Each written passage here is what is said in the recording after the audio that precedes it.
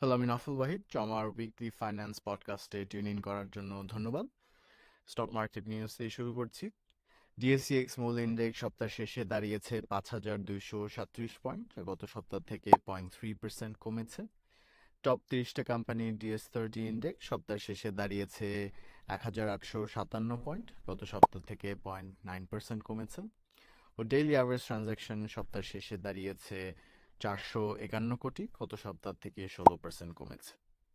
এছাড়া ক্যাটাগরি এতে টপ 3টি শেয়ারস ছিল এমারাল্ড অয়েল ইন্ডাস্ট্রিজ, 19.5% বেড়েছে এই সপ্তাহে। রূপালী লাইফ ইন্স্যুরেন্স কোম্পানি 18.6% বেড়েছে।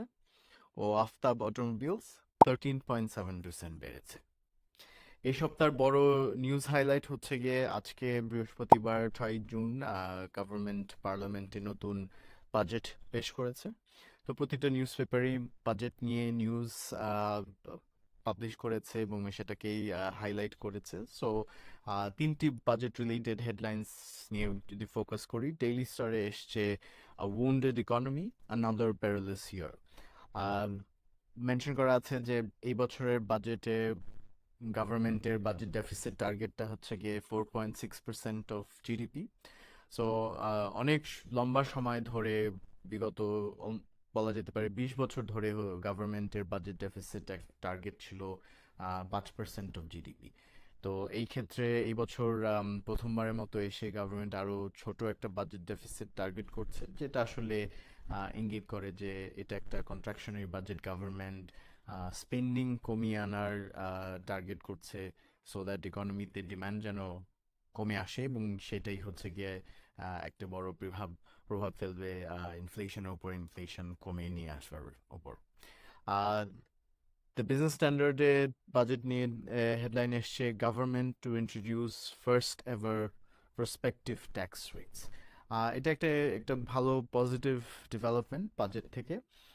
প্রতি বছর যেটা হয়ে আসতো যে গভর্নমেন্ট যখনই নতুন ট্যাক্স রেট অ্যানাউন্স করতো, সেটা রেট্রোস্পেক্টিভলি অ্যাপ্লাই হতো, যে ওই বছরের জন্যই হচ্ছে গিয়ে ট্যাক্স রেটটা অ্যাপ্লাই হতো। এবং এটা একটা ট্যাক্স রিটার্নের ক্ষেত্রে এটা একটা প্রবলেম তৈরি করতো, কারণ যারা ট্যাক্স ফাইল করছে তারা ভাবছে যে একটা সার্টেন রেট অ্যাপ্লাই করে, কিন্তু বাজেটের পর গিয়ে দেখা গেল যে একটা ডিফারেন্ট রেট অ্যাপ্লাই করছে। তো এই বছর থেকে গভর্নমেন্ট একটা নতুন প্র্যাকটিস শুরু করতে যাচ্ছে, যে গভর্নমেন্ট যখন বাজেটে ট্যাক্স রেট অ্যানাউন্স করবে, সেটা আগামী বছরের জন্য প্রসপেক্টিভ ভাবে অ্যানাউন্স করবে। সো বিজনেসেস এবং ইন্ডিভিজুয়ালদের ওই সুযোগটা থাকবে ফরওয়ার্ড প্ল্যানিং করার তাদের ট্যাক্সের ক্ষেত্রে। The Financial Express news এসছে new fiscal measures may fuel income inequality, inflation. So এই ক্ষেত্রে ফাইন্যান্সিয়াল এক্সপ্রেসের যে নিউজে যেটা তারা আশঙ্কা প্রকাশ করছে যে আসলে এই বাজেটের কারণে হয়তো ইনফ্লেশন বাড়তেও পারে, এবং এই ক্ষেত্রে তারা যে নিউজটা হাইলাইট করছে যে অনেক খাতে গভর্নমেন্ট হয়তো বা ভ্যাট বাড়িয়ে দিবে। অনেক সেক্টর আছে যেখানে আসলে ভ্যাটের রেটটা হচ্ছে গাইদের 0% বা ইভেন আরো 5% VAT compare to other sector, যেখানে হয়তো বা 15% ভ্যাট অ্যাপ্লাই হয়। তো এরকম গভর্নমেন্টের পরিকল্পনা আছে বেশ কিছু খাতে 0% ভ্যাট উঠিয়ে দেওয়া, এবং হয়তো বা 5% ভ্যাট রেটটাকেও বাড়িয়ে আরো একটা হায়ার রেট অ্যাপ্লাই করা। তো এটার একটা ইম্প্যাক্ট যেটা হবে কি, যে কিছু কিছু খাতে আহ, সেই ইন্ডাস্ট্রির প্রোডাক্ট সার্ভিসেসের দাম বেড়ে যাবে ভ্যাট বেড়ে যাওয়ার কারণে। এবং দাম বেড়ে যাওয়ার কারণে সেটার অ্যাকচুয়ালি ইনফ্লেশনকেও ইম্প্যাক্ট করতে পারে। তো সেই নিউজটাই হচ্ছে গিয়ে ফাইন্যান্সিয়াল এক্সপ্রেস তুলে ধরছে।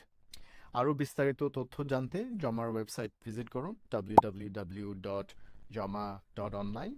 এছাড়া জমার ফেসবুক পেজে ফলো করুন অথবা ইউটিউব চ্যানেলে সাবস্ক্রাইব করুন আরও রেগুলার আপডেটস পাওয়ার জন্য। ধন্যবাদ।